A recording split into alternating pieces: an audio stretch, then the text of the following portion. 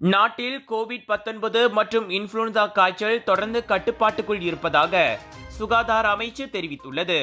தீவிர சிகிச்சை தேவைப்படும் சம்பவங்களில் அதிகரிப்பு இல்லை.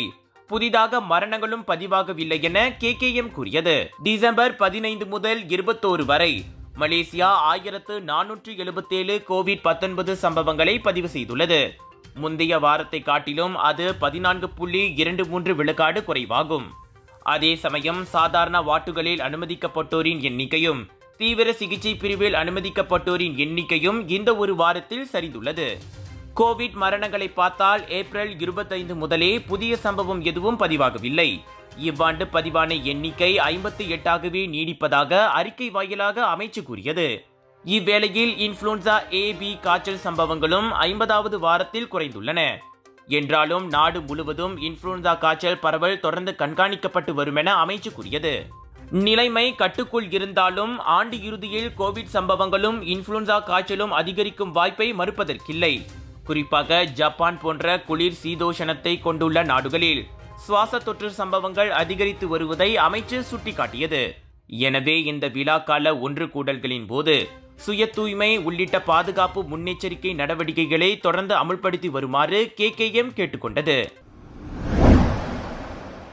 தனது நிர்வாண புகைப்படங்களை மாணவர்களுடன் பகிர்ந்ததாக புகாரை எதிர்நோக்கியுள்ள பேராசிரியரை மலாயா பல்கலைக்கழகம் பணியிடை நீக்கம் செய்துள்ளது. பல்கலைக்கழக வளாகம் மாணவர்களுக்கு தொடர்ந்து பாதுகாப்பாக இருப்பதை தமது தரப்பு உறுதி செய்யும் என்றும் அறிக்கையொன்றில் அது கூறியது.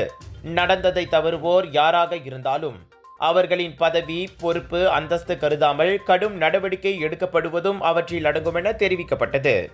விசாரணை முடியும் வரை சம்பந்தப்பட்ட பேராசிரியரை இடைநீக்க செய்ய கோரும் மகஜர் கடந்த வெள்ளிக்கிழமை பல்கலைக்கழக நிர்வாகத்திடம் ஒப்படைக்கப்பட்டது குறிப்பிடத்தக்கது. மாணவர்கள் சார்பில் UMFC எனப்படும் UM ஃபெமினிசம் கிளப்பின் தலைவர் சென்ஜஸ் மற்றும் பாலின படிப்பு முதுகலை பட்டதாரி S இந்திமலர் பல்கலைக்கழக நெறிமுறை பிரிவிடம் அதனை வழங்கினர். WAO எனப்படும் மகளிர் உதவி அமைப்பு, ஸ்வாராம் என்று அழைக்கப்படும் மலேசிய மக்கள் குரல் உள்ளிட்ட 27 அரசு சார்பற்ற அமைப்புகள் அந்த மகஜரை ஆதரித்திருந்தன.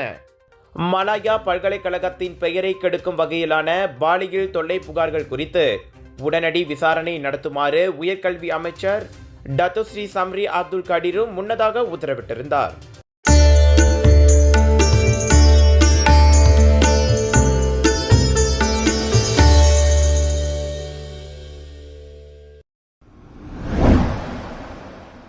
இந்த தண்டனையை ஒரு படிப்பினையாக கொண்டு இனியாவது திருந்திவிடு.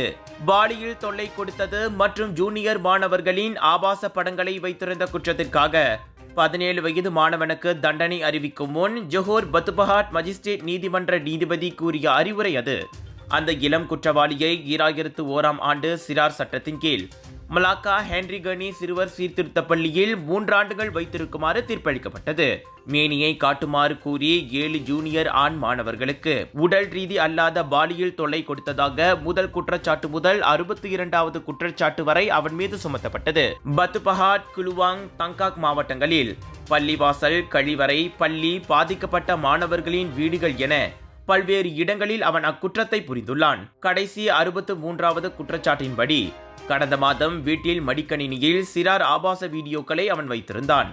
அவனை சீர்திருத்த பள்ளிக்கு அனுப்பும் பரிந்துரையை நீதிமன்றத்தில் அறிக்கையை தாக்கல் செய்த சமூக நலத்துறை அதிகாரி முன்வைத்தார்.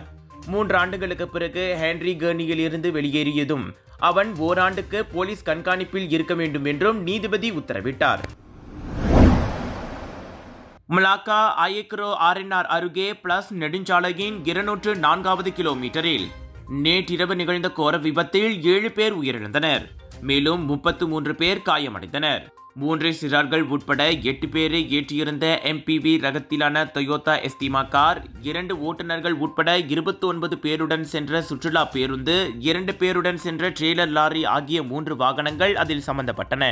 தகவல் கிடைத்து 2 தீயணைப்பு நிலையங்களில் இருந்து 27 பேர் கொண்ட குழு சம்பவ இடம் விரைந்தது. மீட்பு பணிகளின் போது டொயோட்டா எஸ்டிமா காரில் இருந்தவர்களில் ஒரு குழந்தை உட்பட 5, சுற்றுலா பேருந்தில் இருந்த ஒரு பெண்மணி பயணி, அதன் ஓட்டுநர்களில் ஒருவர் என 7 பேர் உயிரிழந்தது உறுதிப்படுத்தப்பட்டது. அவர்களின் உடல்கள் மலாக்கா மருத்துவமனைக்கு அனுப்பப்பட்டன. காயமடைந்தவர்கள் மலாக்கா மருத்துவமனை, அலோர்கஜா மருத்துவமனை மற்றும் அயக்குரோ பந்தாய் மருத்துவமனைக்கு அனுப்பப்பட்டனர். பாதிக்கப்பட்டவர்கள் தொடர்ந்து அடையாளம் காணப்பட்டு வருவதாக போலீஸ் கூறியது. அவ்விபத்தால் அயக்குரோ நெடுஞ்சாலையில் இருந்து சிம்பங் அம்பாட் செல்லும் வழியில் இருவழி பாதைகளிலும் 10 கிலோமீட்டர் தூரத்திற்கும் மேல் நெரிசல் நிலவியது.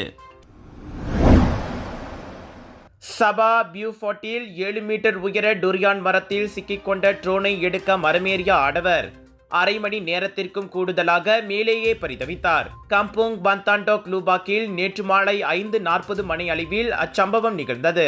மரத்தில் ஏறிய 36 வயது ஆடவரின் மூக்கு கண்ணாடி தவறி கீழே விழுந்து விட்டதால் பார்வை சற்று மங்கலாகி அவருக்கு தலை சுற்றல் ஏற்பட்டுள்ளது. நல்ல வேளையாக கீழே நின்றிருந்த மனைவி உடனடியாக தீயணைப்பு மீட்புத் துறைக்கு அழைத்து உதவி கூறினார். சம்பவம் இடம் விரைந்த தீயணைப்பு மீட்புத் துறையின் 6 வீரர்கள் நீண்ட ஏணி மற்றும் கயிறை கொண்டு அவ்வாடவரை பாதுகாப்பாக கீழே இறக்கினர். மருத்துவ குழு அந்நபருக்கு தொடக்க கட்ட சிகிச்சைகளை வழங்கி அவர் சீராக இருப்பதாக தெரிவிக்கப்பட்டது. ஜோர் சிங்கப்பூர் மக்களே, மலேசியா புக் ஆஃப் ரெக்கார்ட்ஸில் லார்ஜஸ்ட் இண்டோர் தீபாவளி எக்ஸ்போ என பெயர் பெற்ற கலர்ஸ் ஆஃப் இந்தியா பிரம்மாண்டமாக வழங்கும் குளோபல் பாலிவுட் பஜார் 25 29 டிசம்பர் வரை தாசிக் சென்ட்ரல், ஸ்கூடாய், ஜோபாரு, ஜோரில். Big sale, big discount. Malaysia, Brazil, Pakistan ஆகிய நாடுகளுக்கு நேரடி விமான பயண சேவையை தொடங்குவது குறித்து ரஷ்யா பேச்சுவார்த்தை நடத்தி வருகிறது. அம்மூன்று நாடுகளும் அதே விருப்பத்தை கொண்டுள்ளதாக ரஷ்ய போக்குவரத்து அமைச்சர் ரோமன் ஸ்டெரவைட் கூறினார்.